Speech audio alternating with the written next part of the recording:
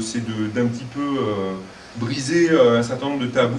On est à peu près tous du monde de la mer. Il y a des gens de la voile, il y a des gens de la plongée, il y a des étudiants en arène qui sont venus, qui ont fait 2 heures de route rien que pour vous, rien que pour voir votre présentation.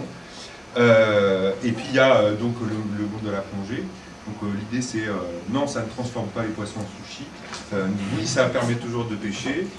Oui, ça permet toujours de faire du bateau et d'essayer de démystifier un peu les impacts que vous pouvez vous poser comme question. Donc on va le décomposer en plusieurs parties. On va vous présenter, je vais vous présenter rapidement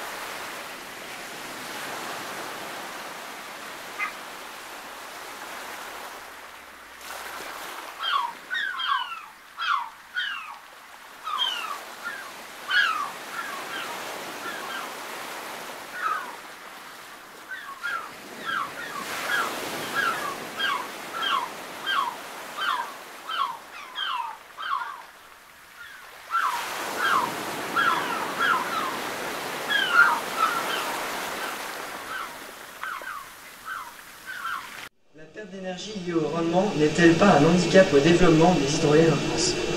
Alors, d'abord, je vais vous corriger, parce qu'on ne dit pas énergie mais puissance, parce que l'énergie c'est le cumul. Alors maintenant, nous, vous avez pu voir dans l'exposé qu'on partait sur des capteurs qui sont à pales symétriques. Donc on a déjà pris en compte qu'on allait perdre du rendement par rapport à une pale orientable. Après, il y a toute la chaîne cinématique, les paliers, puis ensuite le problème de génératrice.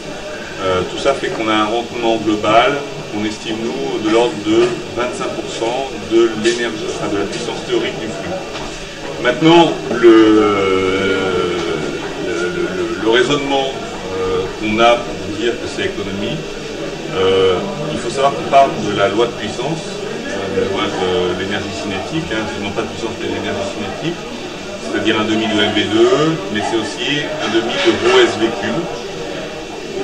On sait que la densité d'eau c'est 1024 kg par mètre cube, mais quand on dit, alors naturellement là il y a le rendement qui s'ajoute puisque c'est un demi de rho R, le rendement global de la machine, RT, si vous voulez, SV cube, et vous apercevez que la dimension, le premier paramètre dimensionnant, c'est la vitesse au cube. Donc la première chose qu'on dit, ça ne sert à rien de travailler sur les machines, travaillons d'abord sur le cycle. Pour les cycles les plus propulsifs. Si on a des fortes vitesses, on aura de l'énergie et de la puissance à revendre. Ensuite, la deuxième chose à se poser, c'est tiens, j'ai mon bon site, qu'est-ce que je dois regarder? La surface. La surface, c'est quoi? C'est en R carré. Ça veut dire que si j'augmente par 2 la taille de ma machine, je multiplie par 4 la puissance de ma machine. Alors après, je peux aller travailler sur l'amélioration du rendement global de ma machine. Mais là, je suis en rapport 1. Ça veut dire que si je gagne 5 points, 6 points, 10 points sur l'électricité ou 10 points sur le captage, je vais avoir 1. Mais peut-être que ces 10 points gagnés, c'est simplement de multiplier par 0,1 ou 0,2 la taille de la machine. Et vous voyez que les travails, il faut bien faire, il faudra améliorer fortement le rendement des machines. Mais à court terme, il faudra simplement augmenter la taille de la machine pour avoir un captage suffisant. De l'énergie issue des hydroliennes semble présenter des difficultés. Quand sera-t-elle selon vous possible en France? Bon, je crois que vous avez déjà eu certaines explications. D'abord, il faut qu'on valide technologiquement la ressource. Il faut d'abord se poser la question. On ne va pas avoir d'argent pour développer la technologie si déjà, à chaque étape, on n'a pas montré qu'il y avait une réalité industrielle, une réalité économique, une réalité administrative et une réalité aussi écologique. Il ne faut pas que cette ressource soit... Enfin, nous, on pense qu'il n'y a pas d'impact, mais il faut quand même qu'on montre qu'il n'y a pas d'impact sur la faune, la flore, mais aussi qu'il y a un impact économique positif par rapport aux autres technologies existantes. Parce que le besoin est couvert, le besoin d'électricité est couvert par les technologies existantes. Nous, on arrive avec une nouvelle solution. À nous maintenant de montrer que cette solution est compétitive avec ce qui est déjà proposé.